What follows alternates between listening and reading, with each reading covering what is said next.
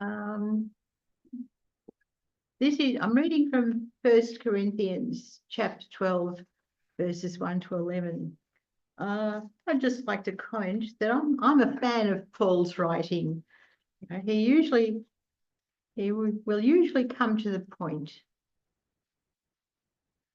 Now, concerning spiritual gifts, brothers and sisters, I do not want you to be uninformed.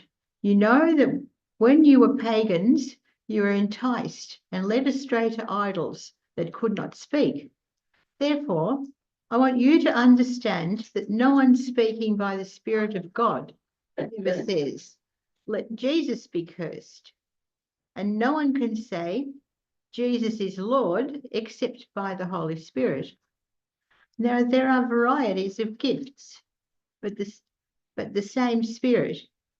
And there are varieties of services, but the same Lord.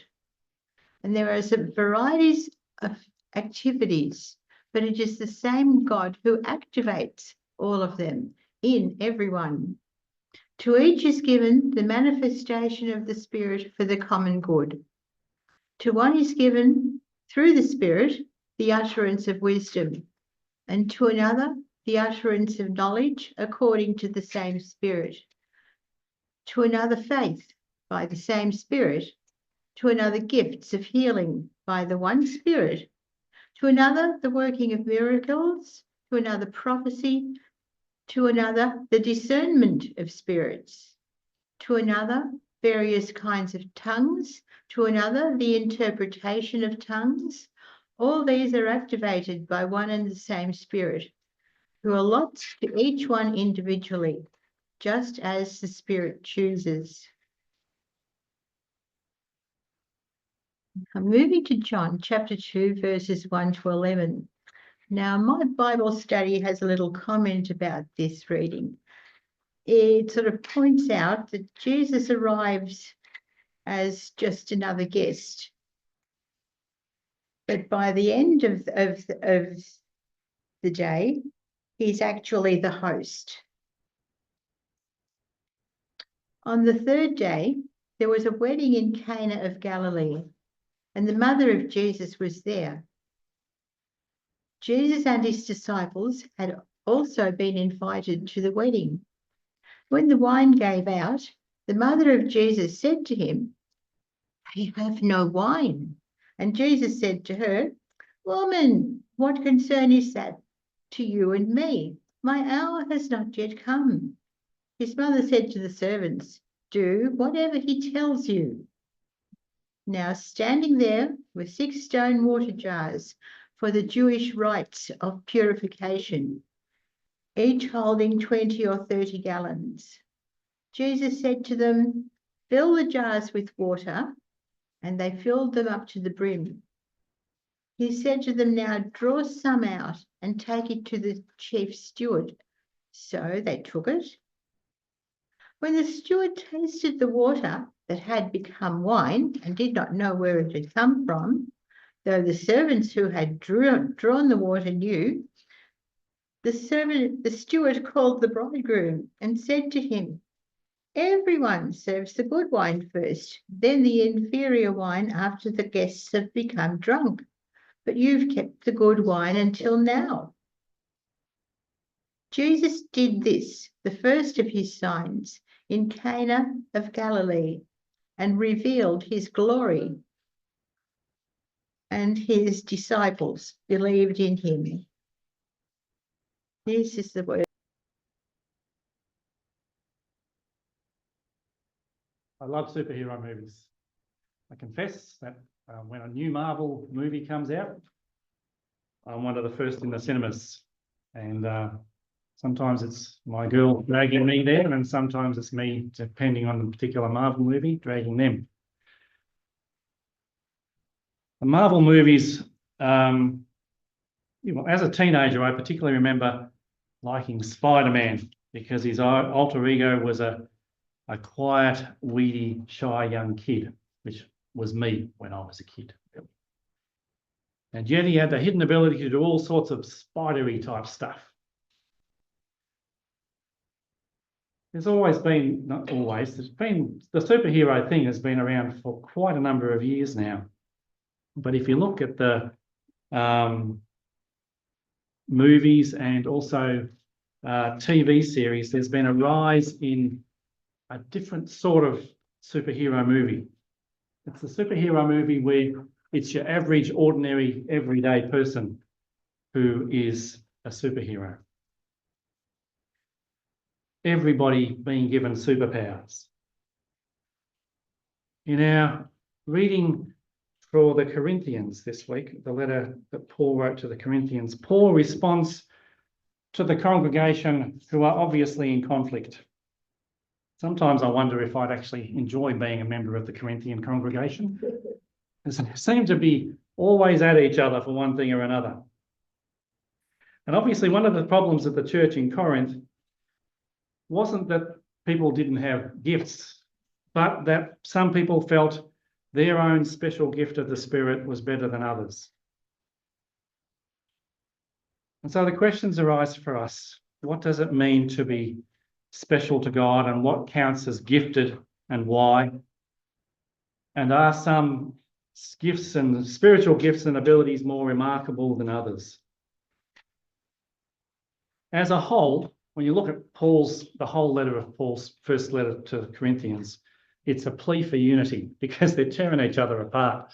So Paul, slogs them with, you got to love each other. You got to respect each other. You got to know that you're all equal in the eyes of God. They are obviously a diverse group, but they can't see the strength in that. Instead, it seems to tear them apart. Paul notices that the church has started to rank gifts of the Spirit into a sort of a hierarchy. People with flashier, louder, more upfront abilities, like speaking in tongues, consider themselves superior to those whose gifts are quieter, less visible, or more mundane. So they all have these special gifts. I call them superheroes, and they all reckon they're better than each other. Or some of them do. These specially self-described spiritual superheroes believe that their gifts are a sign of God's special favour, a sign that they deserve more authority, status, and power in the church than those who don't speak in tongues, perform miracles, or utter prophecies. And we might say, oh, those silly people back in Corinth. After all, most of us don't spend our Sunday mornings fighting over the gift of tongues. But I do think we have a sort of a fraught relationship with giftedness. We still have hierarchies of our own when it comes to talents and abilities we admire most. Some people even believe that the one who preaches and does the praying and stuff like that is somehow superior to everybody else. What's that? I hope I've leveled that playing field for you. We somehow do think or feel that some people have a more direct line to God than the ones who wash the dishes, sit on church council. Quietly pray for others is one I really like. I think that's a spiritual gift. The ones who don't say much on a Sunday, but, hold in their hearts those who need the care. Seeing gifts in others and encouraging them is a spiritual gift. Doing morning tea, especially washing the dishes, is a spiritual gift. Can you name some others that I might have forgotten that are spiritual gifts in the community? Weeding garden. Ah, yes, I think gardening is a superpower, most definitely. But that's no news to you guys. Have I named them all?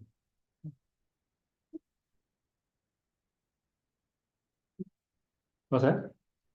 The gift, yes, the gift of music, those who can play and those who can sing. Yeah.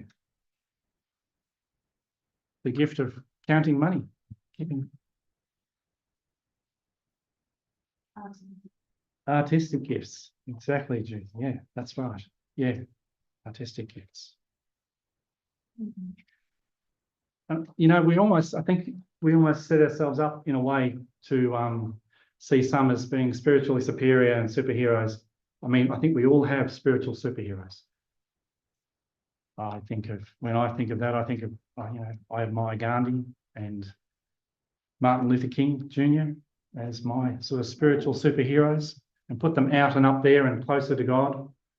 But I actually think that Paul is arguing, even in their cases, and I'd like to think that Paul would say about himself that he is no more special and his powers, his gifts are no more special than anyone else's. Paul says that that way of thinking about spiritual gifts has no place in Christian faith. Not a thing. I reckon Paul says, firstly, that everyone is special. In fact, it is profoundly true. We are all beloved of God equally, no matter what our gifts are. Secondly, the gifts are not just for us. Paul tells the church in Corinth that every gift and every manifestation of the Spirit, every superpower that God gives you exists for the common good. My ability, as I have it, to preach and teach and do all the rest of it, is given for the good of everyone, not me. I receive for the sake of others. Our gifts carry each other. It's God's intention that we rely on each other, that we need each other. If we take this communal responsibility seriously and share what we've been given, we might just find deep release and relief in our lives of faith. None of us have to do everything and be everything all by ourselves. I can lean on your wisdom. You can press into someone else's faith. We can serve each other. Lastly, diversity is God's intention. We don't have the same gifts.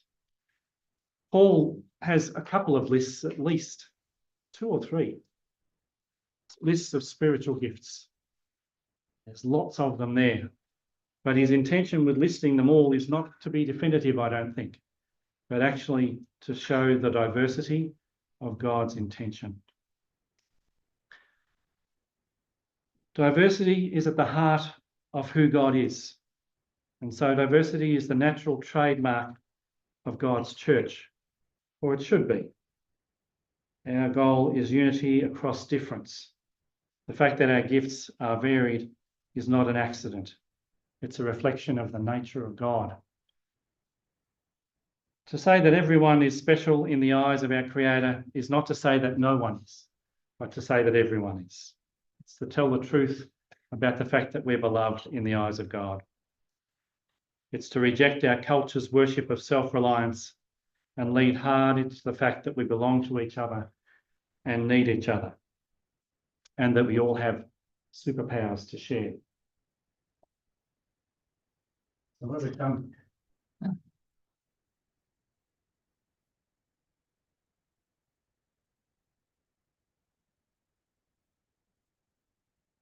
So, there's my one. I want you to think about what your superpower, and sometimes we find it hard to see our own. Actually, a bit tricky doing this. I have to think about how to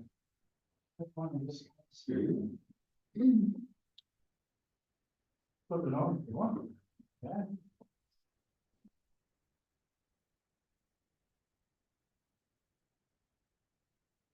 I want you to think about what your superpower is.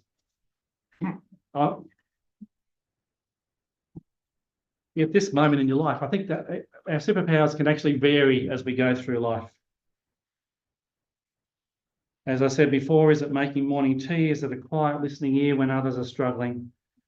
Is it the ability to have your arms especially open wide when it comes to receiving others?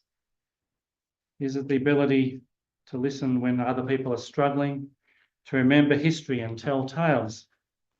The ability to organise things with others?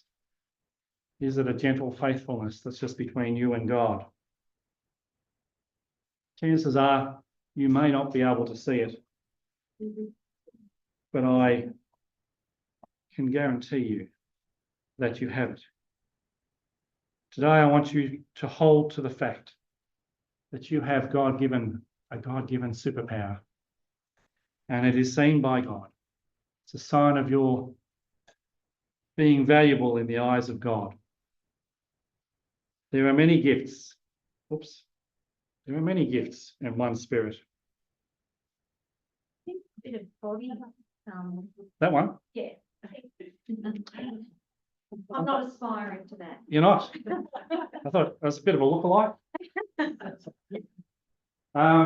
Yeah, no, I think that's actually, I put that up as a bit of irony, because I actually think that when I think of Jesus, what I think about is not meek and mild, but actually that sense of power and weakness, which is not that. Super gardener. I had to put super gardener. So there are many gifts and one spirit. So may we hold ourselves to this beautiful and essential truth that I believe Paul is trying to tell us today, and find new ways to know our gifts and to seek the common good together. Amen.